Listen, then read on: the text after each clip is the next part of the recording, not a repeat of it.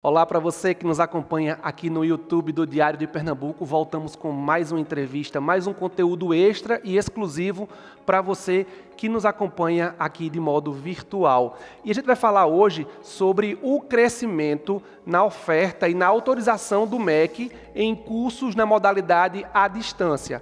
Esse assunto foi tema de uma audiência pública no começo de junho na Comissão de Educação da Câmara dos Deputados, lá em Brasília. Nessa audiência, o presidente do Conselho Federal de Medicina Veterinária, ele lembrou que o Conselho pediu, através de uma ação civil pública, o banimento por completo dos cursos à distância na área de medicina veterinária, o que gerou uma nova polêmica sobre esses cursos. Nessa mesma audiência, a presidente da Associação Nacional das Universidades Particulares, Elizabeth Guedes, defendeu que o MEC, na verdade, amplie a fiscalização nesses cursos de EAD. Ela disse, abre aspas, ensino EAD nas áreas da saúde é muito complicado, ainda mais sem avaliação.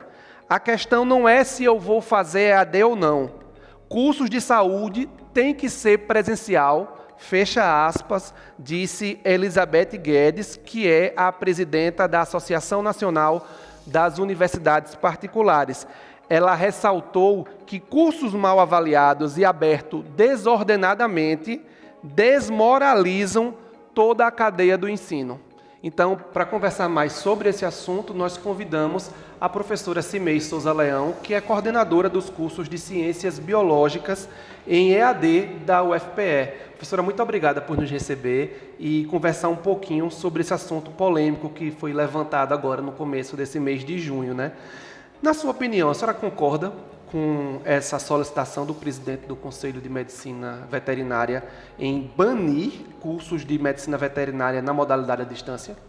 Bom, Luiz, eu queria primeiro agradecer a oportunidade de participar aqui com vocês.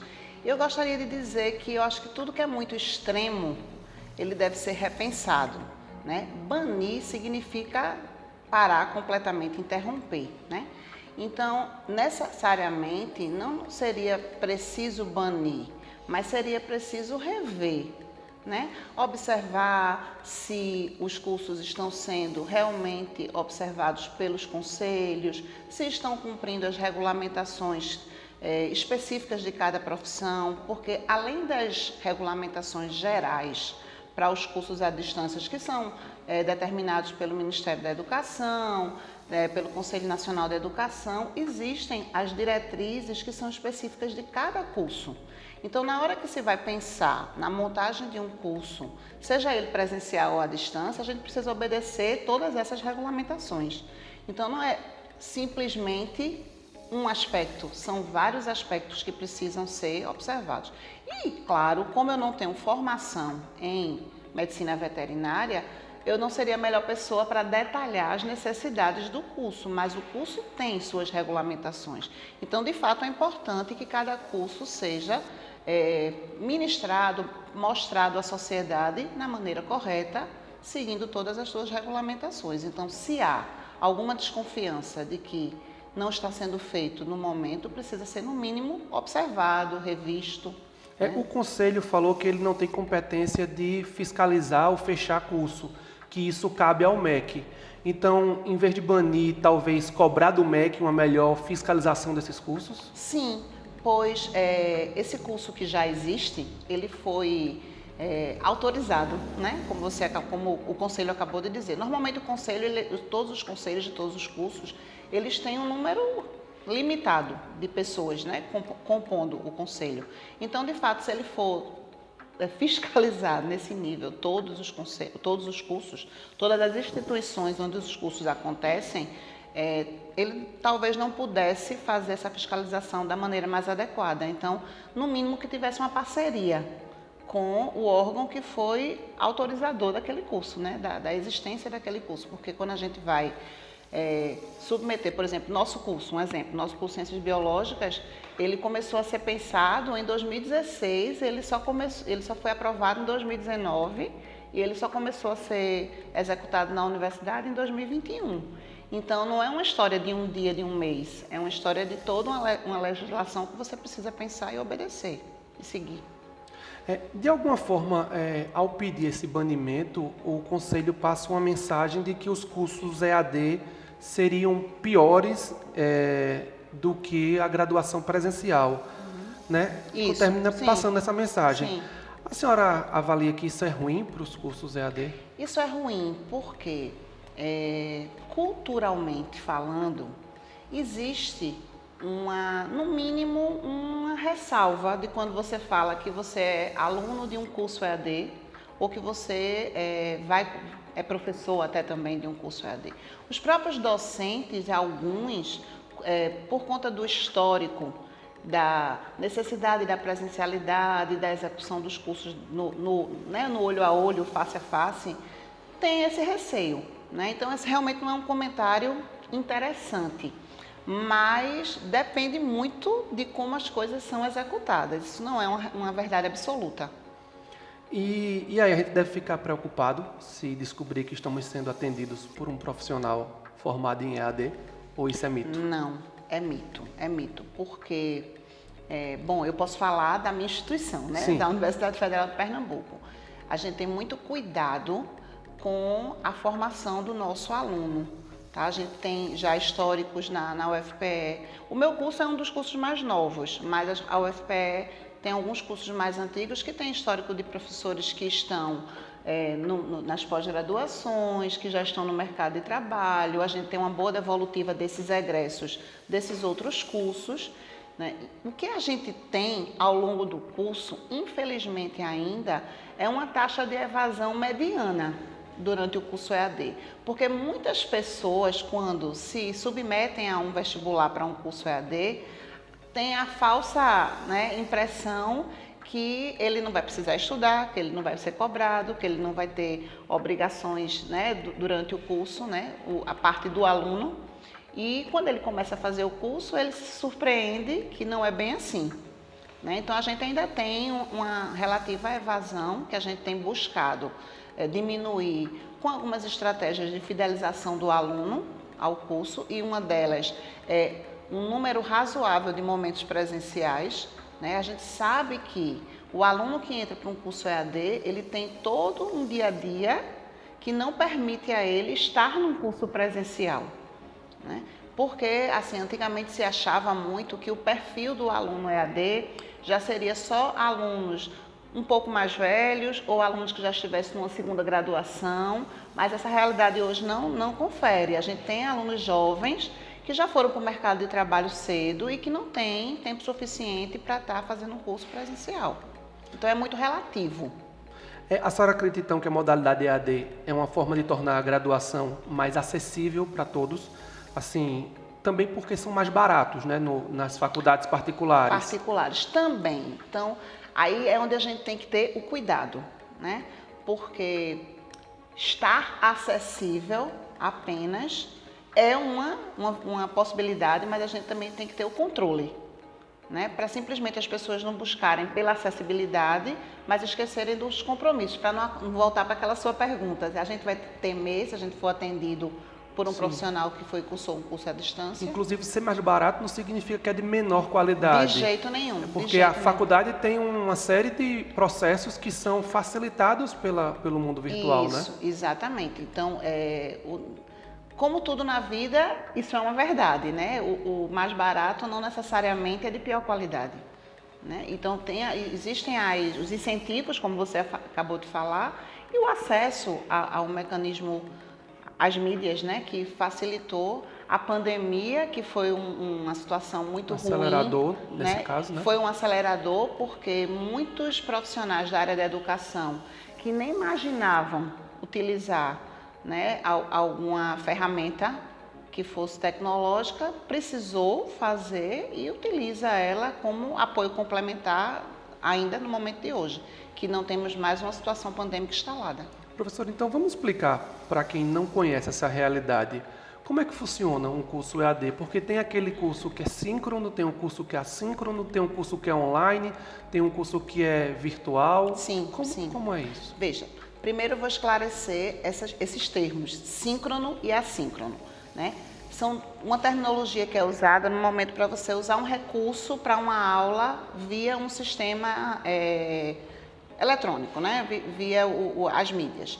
Então, a aula síncrona é aquela aula onde o professor está em algum ambiente, seus alunos estão em ambientes diferentes do professor, mas eles estão se comunicando por uma tela.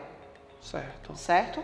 E a aula assíncrona é quando o professor produziu uma aula, gerou uma mídia, né, uma gravação, e disponibilizou aquela gravação para que os alunos tivessem acesso. No curso EAD... Então, só para deixar claro, o síncrono é aquela aula ao vivo. É aquela aula ao vivo. O professor está lá, os alunos também têm acesso àquela sala de aula. Em tempo real. Pode abrir a câmera, pode deixar a câmera fechada, pode fazer perguntas, em tempo real. Em tempo real, exatamente. E o assíncrono não. O assíncrono, o professor produziu aquele material, deixou disponível num ambiente virtual de aprendizagem e esse aluno acessou aquele ambiente no momento que foi mais adequado. Uma aula gravada. Isso, foi mais adequado para ele para participar. Os cursos EADs não têm momentos síncronos. Os momentos síncronos, eles foram criados no momento da pandemia para resolver aquela necessidade emergencial, tá? Em tese, a legislação do EAD vai mostrar que ele vai usar apenas momentos assíncronos. Mas a legislação do EAD, ela também preconiza que todo o curso EAD, ele pode ter até 30% da carga horária total do curso presencial. Então, muitas vezes, alguns docentes usam como estratégia de fidelização do aluno à sua disciplina alguns momentos síncronos que são acordados com a turma para que naquele momento o aluno se aproxime mais, porque algumas pesquisas na área de EAD mostram que essa proximidade, mesmo que com a distância da tela, traz ao aluno uma maior segurança, um pertencimento ao curso, uma relação mais próxima com aquele docente, né? Além dos tutores, que são mediadores nos cursos EAD, que são também, né, faz parte do conjunto de estratégias do curso EAD, que são profissionais formados naquela área que estão mediando as disciplinas junto com os alunos. Então, essa diferença faz muita, vamos dizer assim, influencia em como os alunos vão se portar dentro daquele curso. Então, em tese, o EAD não usaria o síncrono, mas é uma estratégia que muitas vezes é utilizada. E esse síncrono pode ser presencial, nos polos, ou pode ser online? Exatamente. Afora os momentos síncronos online, há uma exigência dos momentos presenciais nos polos. Tanto que alguns cursos EAD, eles mantêm os seus tutores presenciais e tutores online, tá? Outros mantêm só os presenciais, mas é sempre mais recomendado pelas instituições de fomento que autorizam os cursos que os tutores sejam presenciais, porque nesses momentos de encontro dos tutores com os alunos nos polos, ele tem uma visão melhor das necessidades do aluno. Sim.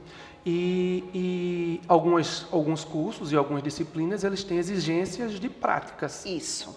Práticas em laboratório e práticas de estágio, né? Isso. Como é que isso funciona no EAD?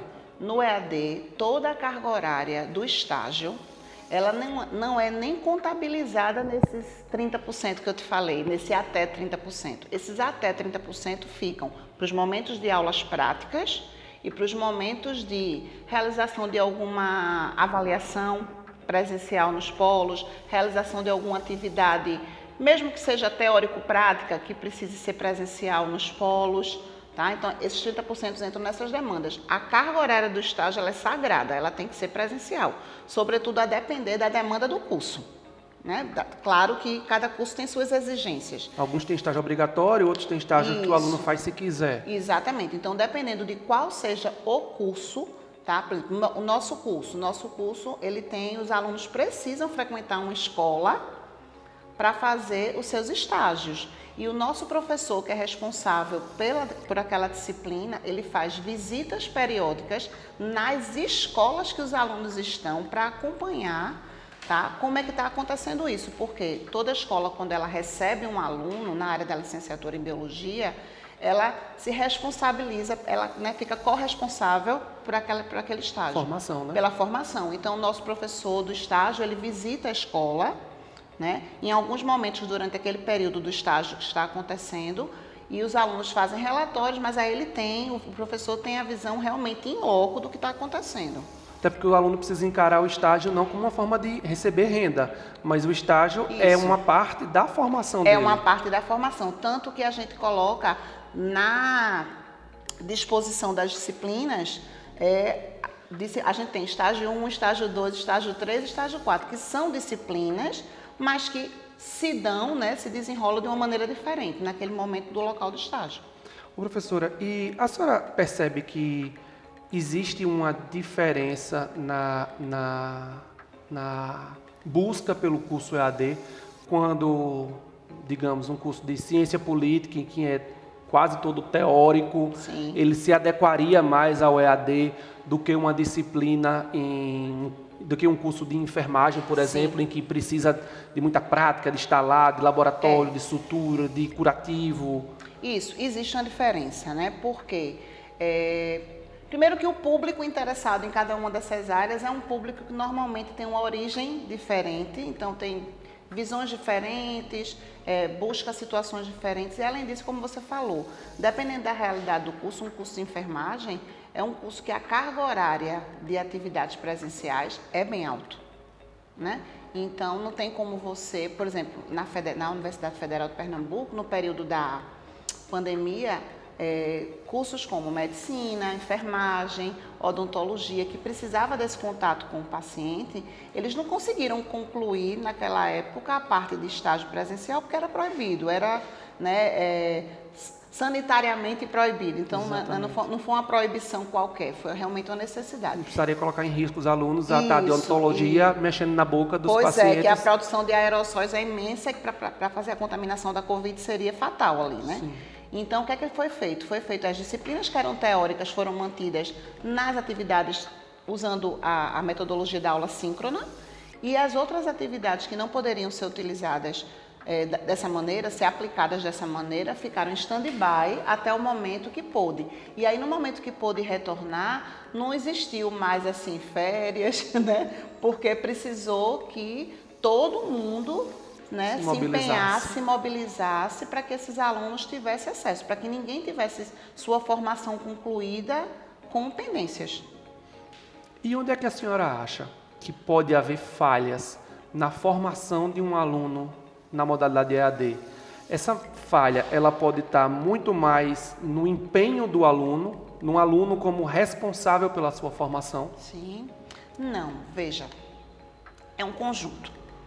Precisa do comprometimento dos dois lados. Você precisa do comprometimento do aluno e você precisa do comprometimento do corpo docente e da gestão, né?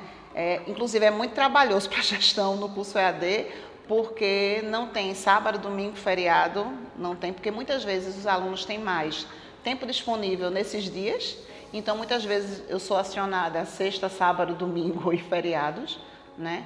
Até nas férias é difícil, a gente sempre tem que deixar uma pessoa responsável, porque se eles tiverem uma demanda específica, é natural que eles busquem, né?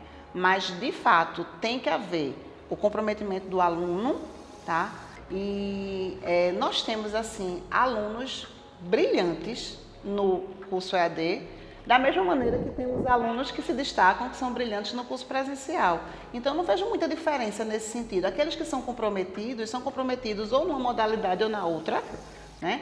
E os que não são, ou os que às vezes acham que não é necessário aquela demanda de tempo, aí já estão os professores, quando começam a levar até os primeiros probleminhas, né? Eita, percebeu que isso aqui não foi suficiente, o professor alertou, a coordenação alertou. Então, eles começam a se mobilizar de uma maneira diferente. Aí a gente alerta, olha, você precisa dedicar seu tempo, você precisa ajustar seu tempo, você precisa ter um horário para estudar. Era isso que eu ia lhe perguntar, quais são os segredos para o aluno do EAD, né? Isso, o próprio ambiente virtual de aprendizagem que a gente utiliza na UFPE, o Moodle como roupagem, né? Como casa para acontecer um ambiente virtual de aprendizagem.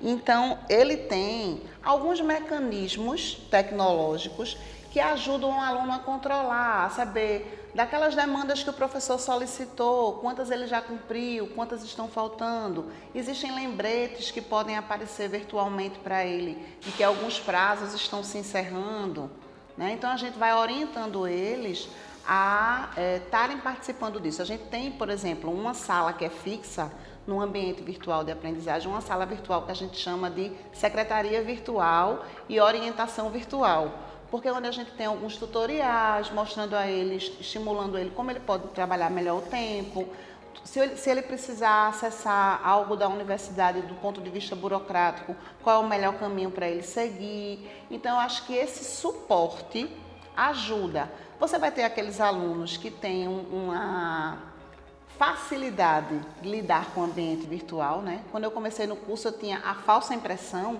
de que, como o público da gente era alunos jovens, de que eles eram totalmente, né, ambientados com a tecnologia. Nativos digitais. Nativos digitais, mas isso não é verdade.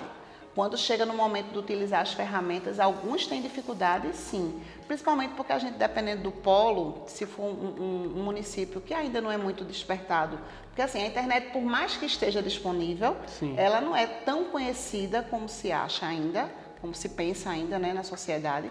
Então, alguns têm mais dificuldade. Então, em alguns momentos, a gente precisa fazer, por exemplo, às vezes eu faço um momento síncrono com um aluno, enquanto coordenação, para orientar eles em algumas situações, né? Então, isso é necessário. Então, tem que ser o conjunto.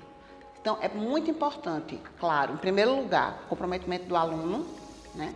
E aí vem o complemento dos outros 50%, vai ser a junção entre docentes, coordenação e tutores. Os tutores são figuras importantíssimas no curso EAD para dar esse suporte. Professora, e para a gente terminar, como a senhora que atua na área do EAD, que convive com pessoas do EAD na federal, acredito que em congressos e sim, por fora daqui do estado, qual o futuro do EAD na academia, nas faculdades? Bom, o EAD, na minha opinião, ele veio para ficar, tá? Ele é uma possibilidade, uma modalidade que tem, sim, sua importância, sua aplicabilidade, mas, como eu te disse, tudo tem que ser visto com cuidado, com parcimônia, observando as necessidades de cada curso. Não é porque é uma modalidade interessante que eu posso aplicar para 100% das graduações existentes no país, né? Então, tudo tem que ser feito com muito cuidado. E já se fala também na questão do ensino híbrido, né, Luiz? Né? Onde você... eu estava falando para vocês que existe a legislação que fala que o curso EAD ele pode ser até 30% presencial, afora a carga horária do estágio, né? Já existe uma outra legislação que diz que os cursos presenciais eles podem ter de 20% até 20% de atividades à distância. Então, as disciplinas mais teóricas, de metodologia do ensino. Que aí a gente chama de atividades mediadas por tecnologia. Certo. Né? Que foi um aprendizado que a gente percebe que ficou, que é necessário. Por exemplo, a interiorização. Né? A gente tem a UFPE, importantíssima a interiorização. Não só da UFPE, que eu represento, mas a UPE também, do nosso estado. Tem campos em Vitória, em Caruaru. A UFPE tem Recife, né, que é na central, tem Vitória, tem Caruaru.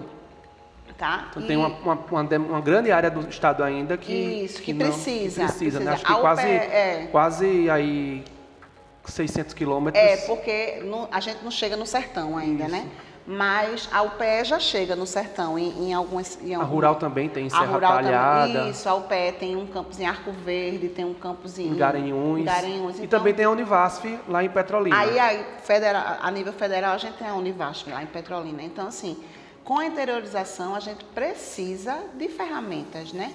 Então, as atividades que a gente denomina como APS, as atividades mediadas por tecnologia, a gente tem uma legislação que os cursos que tinham, que era pertinente que tivesse essas atividades, aprovaram em seus colegiados. Então, a federal já está juridicamente acobertada por essa legislação, para em alguns momentos, quando for pertinente, aplicar. Então, eu acredito que não deve ser uma modalidade o EAD, que deve ser simplesmente criticada. Ela deve ser entendida, estudada, né? Não deixa de ser, não é algo, eu não posso dizer assim, é algo novo. Não é algo tão novo, se a gente parar para pensar. Afinal de contas, quando eu era pequeno, tinha as aulas por carta, né? Exatamente. As revistas. Não é algo tão novo. E já no nosso estado, por exemplo, a Rural já aplica o EAD já faz algum tempo, a UPE também. Então, precisa só ser dado mais importância, estudado com mais detalhe, né? Averiguar essas possibilidades de como fazer da melhor maneira possível. Evitar as polêmicas e Isso. valorizar e incentivar o uso das ferramentas virtuais, né, professora? Isso. Um exemplo, por exemplo, porque eu posso lhe dar, que é uma ferramenta virtual interessante. Para você não ter que fazer todas as provas presenciais, você pode fazer alguma das atividades que seja também mediada por uma tela, e existem ferramentas onde o candidato que está ali preenchendo no seu ambiente, ele trava, o sistema trava a tela para ele fazer consultas. Sim. Né? Aquela tela ela não permite, e além disso, a gente tem todo um monitoramento das atitudes dele, porque aí teve um professor até que disse, mas ele pode pegar um celular do lado e consultar. Ele pode pegar, mas ele tem tempo, ele tem toda uma observação de outros parâmetros que faz com que minimize esses fatores, né? E a gente precisa entender que avaliar é um processo. Um processo avaliativo. Né? É um processo. Uma construção. Isso, é uma construção. Não é simplesmente aplicar uma prova tradicional, que seja a última forma ou a única forma. E até eu diria, não é talvez a melhor forma, né? Porque você tem alunos com diversas capacidades, com diversas habilidades, né? E inabilidades também. Também, né? Eu tinha uma aluna presencial que ela ficava tão nervosa que teve um dia que eu coloquei ela para apresentar um seminário de costas para a turma. Ela olhando para mim e ela de costas para a turma. Ela, professora, eu não vou conseguir. Eu disse, vá falando, comece, vá. Aí ela apresentou tudo e a turma bateu palma. Ela disse, professora, como eu conseguia? Eu disse, você simplesmente perdeu o medo. Então, as habilidades e as inabilidades, elas precisam ser olhadas de uma maneira mais criteriosa. E não simplesmente... Em qualquer modalidade. Em qualquer modalidade. E não simplesmente determinar só pode assim ou só pode de outra forma. Professora Cimei Souza Leão, muitíssimo obrigado por participar aqui conosco, para tirar esses mitos e quebrar algumas barreiras com relação a essas polêmicas que estão girando acerca do ensino à distância. Muito obrigado. Nada, eu que agradeço. E a gente volta a se encontrar a qualquer momento aqui nas redes sociais do Diário de Pernambuco. Muito obrigado pela sua companhia e até a próxima.